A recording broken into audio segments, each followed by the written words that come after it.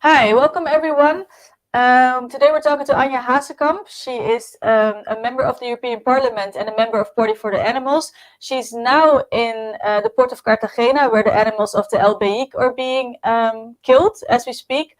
We're going to talk to her about two things: about the status of the animals on the Elbeik, the way they're being killed, and if they're all are already killed, and also about the new disaster that might happen with the ships that are now stranded because of the Suez Canal blockage. Welcome, Anja. Hello. First of all, the Suez Canal. What is the latest on that? Because a lot of the ships that are blocked now, they have live animals on them, they can't go through. What do we know about the ships? A lot of them left from Europe. That's one thing we do know for sure. Yes, a lot of them left from Europe. Some of them even left from Cartagena, where I am now.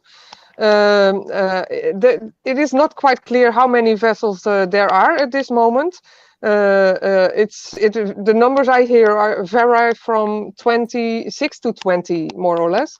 But it is a fact that there are several livestock vessels in the Suez Canal who cannot move from there.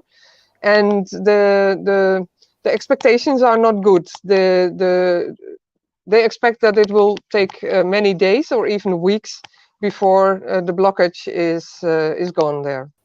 And how do we prevent at this moment, like, let's say we've learned something from the Karimala and the Elbeik, they were at sea for 2 and 3 months. So we now know that they are stranded there. Like you said, it's different news you see about when the blockage will be gone. It's a few days or a few weeks. Do you know if Spanish or the EU is actually responsible? We keep like Spain or Romania, but the EU, do you know if there are steps taken? I know that Spain has stopped any ships from leaving right now. Is that correct?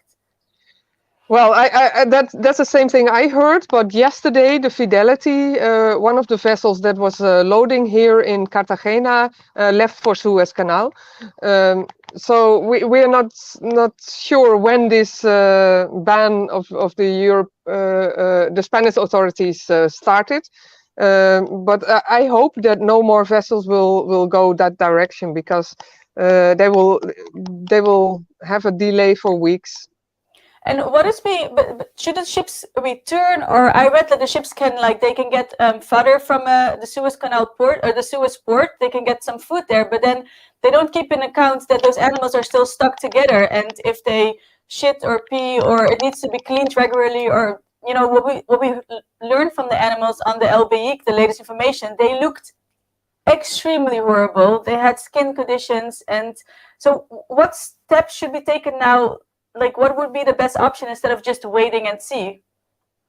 Well, for these animals, you have to realize these animals are at open sea, so the conditions are never good for these animals. They cannot rest. They have to stand, and they are shaken from one side to another. We humans, we can hold on to something if the sea is getting rough. These animals are they're being whipped around, and some animals fall. They have injuries. They break their legs. When they fall down, they are trampled. It is a horrible situation on board of these vessels, and we know that from the Elbeik and the Karimala that there are many animals that die during the transport. And so not only when it's a very long transport like with Elbeik for 3 months, but even during shorter transports, animals die, and they usually chop them into pieces or and throw them overboard, or throw the complete animal overboard. And is there any ship that has said, okay, let's return? Has Spain said, let's return now? Like, this might take weeks. Let's not take the chance of having the same disaster that happened with the Karimala and Elbeik. Is there any talk of that, or they're just letting the animals? I'm not sure. It could be that some vessels decided to go to some other ports, but it's always difficult, because if you receive a shipload of animals unexpected, it's always a lot of paperwork, a lot of doubt whether these animals can be unloaded or not. So it's always challenging situation, so to say, because we saw with the Karimala and Elbeik, if they refuse to unload animals in one country, they are stuck in limbo. They cannot go anywhere. So this again, I think proves. I talked to you in September. I've talked to different animal welfare organizations about the same topic, but it keeps on proving that the EU should just ban this sea transport. Find alternatives. It's not about whether you send eating animals or not, but send meat instead of live animals. Because over and over we keep having at the animal meter these stories of how it goes wrong, but still it continues. Yeah, that's the problem. As soon as they leave the port, they are out of sight, and we have no guarantee about the welfare of the animals on board. We have no knowledge of whether the European legislation is followed. We have no idea. These animals, when they leave the ports, anything can happen. So the only way to prevent this from happening is to stop exporting live animals. Yeah.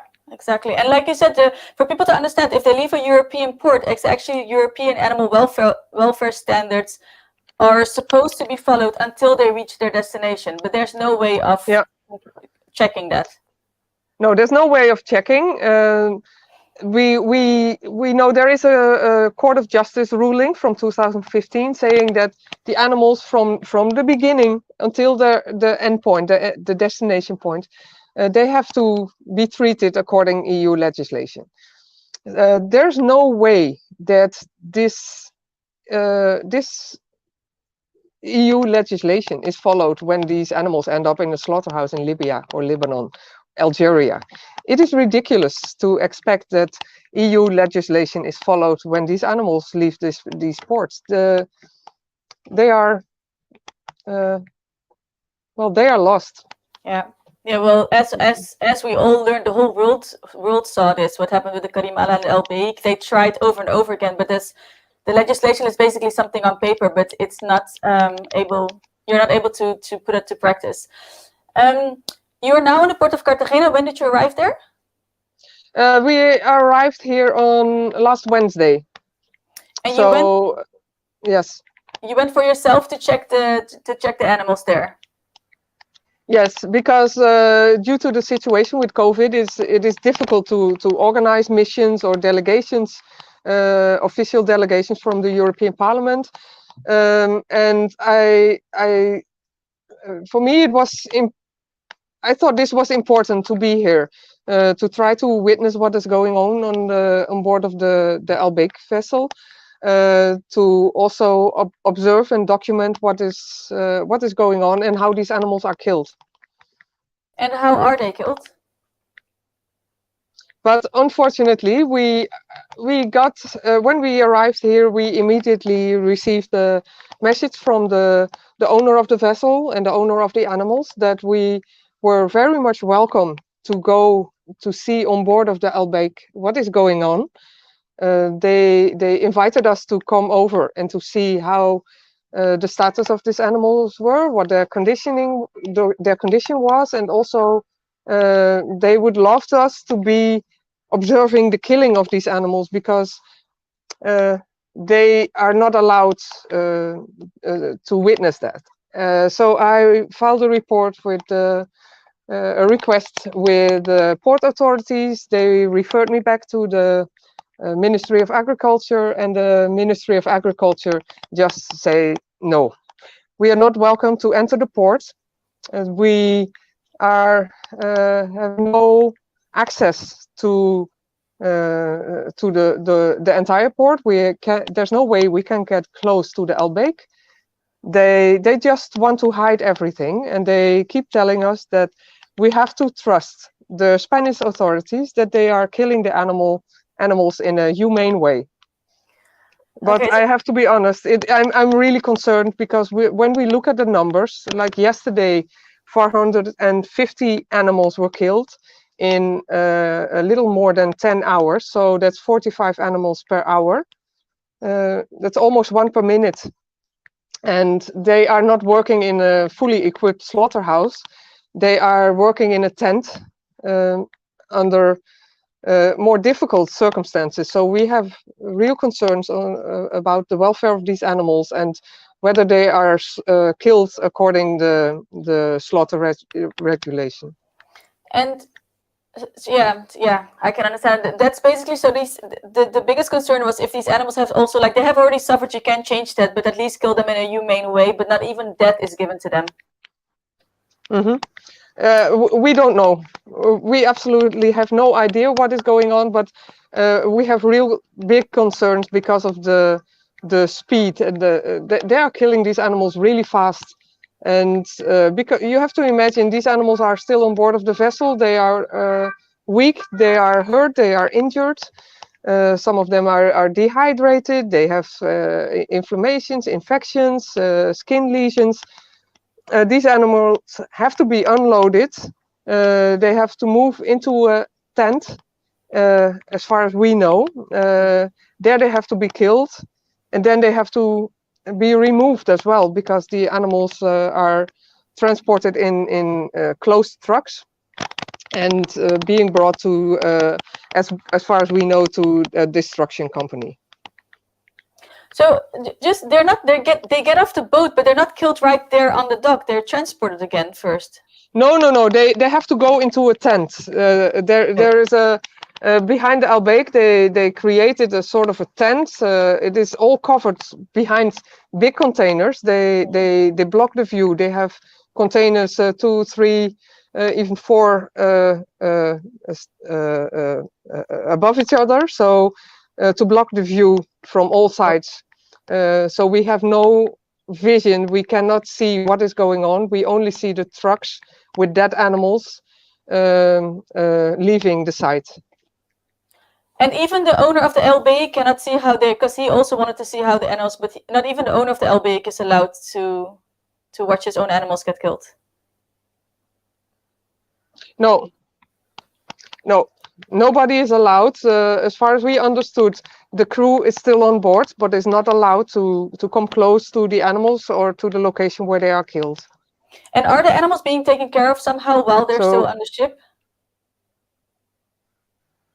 We don't know. We have no confirmation of that. Okay, thanks. The connection is also breaking a little bit between us, so yeah, we have a delay right now, I think. But thank you. We'll talk to you. You're there. What are you doing today and tomorrow? You're leaving tomorrow, I understand. Yes, we are leaving tomorrow because we well, in this killing rates, I expect them to finalize killing today or tomorrow. The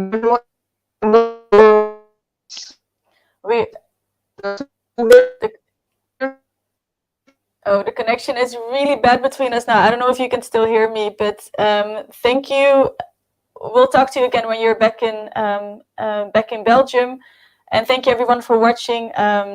Go to Anja Hazekamp on Twitter. She gives live updates from the port of Cartagena every single day. So if you want to see more of the situation there, go to the Twitter of Anja Hazekamp. And thank you.